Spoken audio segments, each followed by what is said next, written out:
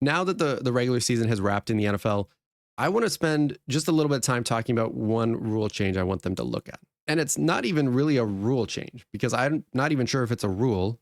And maybe someone can find specific language about what I'm about to say. But I almost just feel like it's an unwritten rule. Maybe I'm wrong. Maybe we can find actual language. But let me break down what the actual problem is. Refs have been told if you are unsure of a play, just let the play out. I like that part of the rule, and I think that should be how it is, except there's some unintended consequences for that.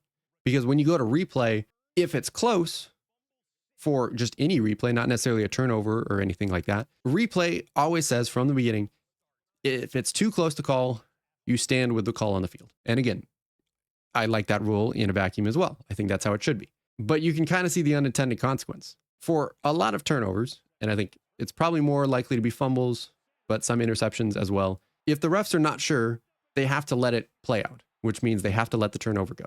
But then if the refs go to replay and it's too close to call, they have to keep with what was on the field. So in the moment, they may have been like, yeah, that was probably an incomplete pass, but we're going to let it play out like it was a fumble and go to replay. Well, then they go to replay. They can't really tell it's too close to call. Then they're just going to keep it as a fumble. And so there's some unintended consequence there. Is it the biggest deal ever? No. And is it going to make a big impact most of the time? No. This is rare instances.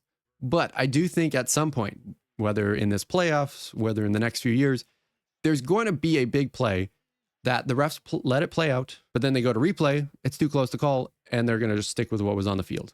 Even if the refs were more sure that it was just an incomplete pass. And that's the problem that the NFL might want to look at.